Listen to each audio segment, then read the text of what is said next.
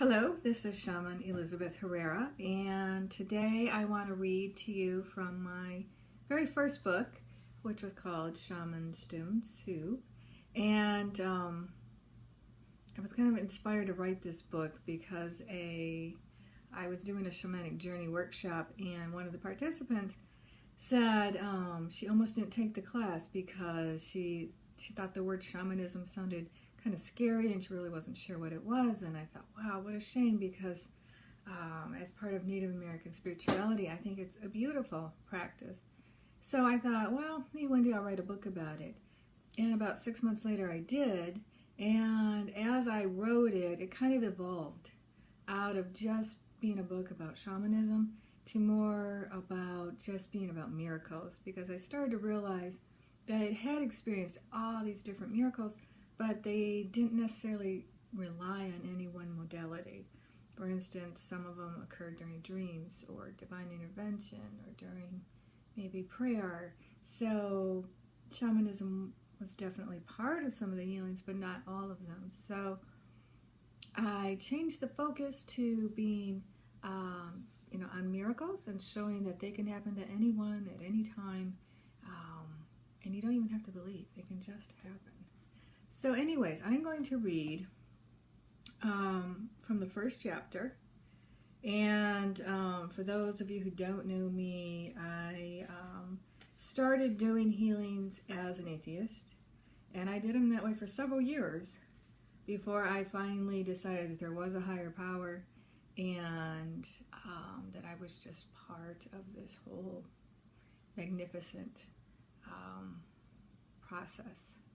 So anyways, I am going to read from the first chapter. I'm going to skip over the memoir part that explains more about my background and how I got to this point. But, so let me just read to you this introduction, and then I'll read to you chapter 1. It says, miracles occur when two people realize that there is no separation between them. In that moment, love flows freely, and their true reality becomes known. Their perfectness is acknowledged, and they are released from the illusion of pain, fear, and illness. Okay, first chapter is called Different Perspectives, and I will read to you the quote that starts the story off. It says, as a man thinketh, so does he perceive. Therefore seek not to change the world, but choose to change your mind about the world. And that's from A Course in Miracles, which is one of my favorite books and life-changing. And I actually read A Course in Miracles after I started doing shamanism, and was really surprised that the book perfectly aligned with shamanism, which was so bizarre, because shamanism is one of the oldest known spiritual practices in the world. And A Course in Miracles was published, I think, like 1973. Fairly new, so I was shocked that they both aligned so well. So here we go. Chapter 1. Although I had been shamanic journeying for several years, I had only been performing healings for a couple of months when my husband John became ill. He was rushed to emergency room with severe pain in his lower abdomen and was later admitted to the hospital. But after 4 days, an MRI scan, and a team of doctors working on him, he was sent home with no diagnosis, but a huge medical bill. However, he kept on having painful attacks, and each time he was rushed back to the emergency room, the medical bills were stacking up fast, and the doctors didn't have an answer. Finally, a nurse quietly told us in the emergency room that he had the symptoms of Crohn's disease and to see a specialist. The nurse was right, and my husband was diagnosed with Crohn's, which is an incurable chronic illness that causes extreme pain in the lower intestinal tract. After a few months of debilitating pain and excessive weight loss, I asked my husband if I could perform a healing for him. I had hesitated to ask him because I was concerned that if the healing didn't seem to work, it would confirm John's view that this spiritual stuff wasn't real. But to my surprise, he agreed to participate in the healing. However, I wasn't sure if he was just humoring me or willing to try anything at this point. We lay down on our bed while I shamanic journeyed. A spirit guide appeared as a Native American medicine man. He was accompanied by a young man who served as his apprentice.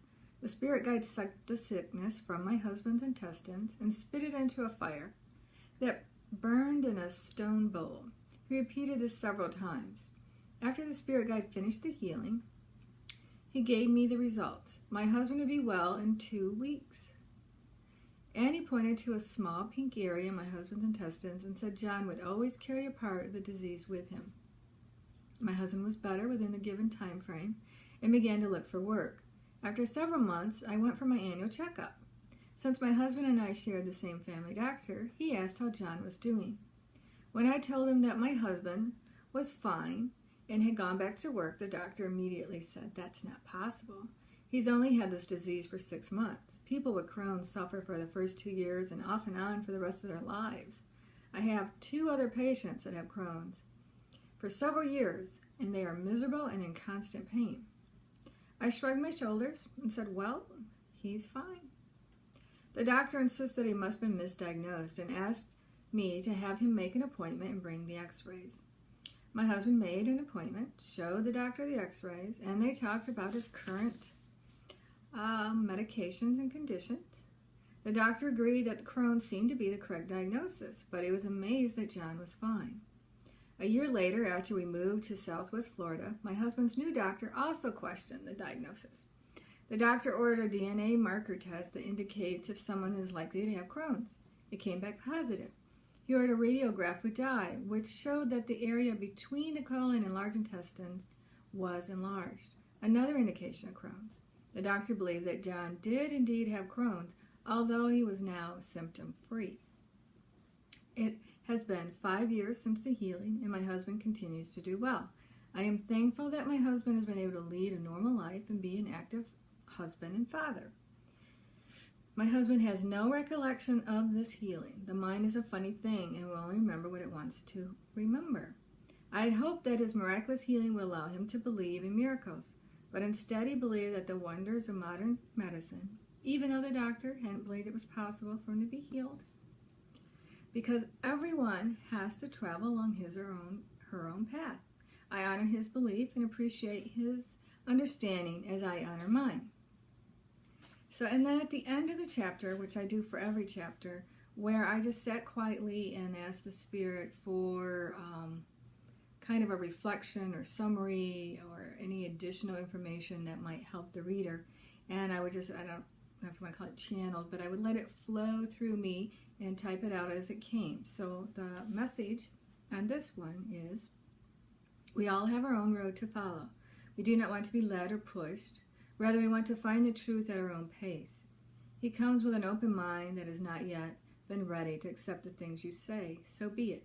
Each lifetime is filled with lessons we need to learn. Nothing more, nothing less. I would like to add, and I hope my husband doesn't mind, but he shared with me earlier this year while we were driving in the car, he kind of brought it up out of the blue that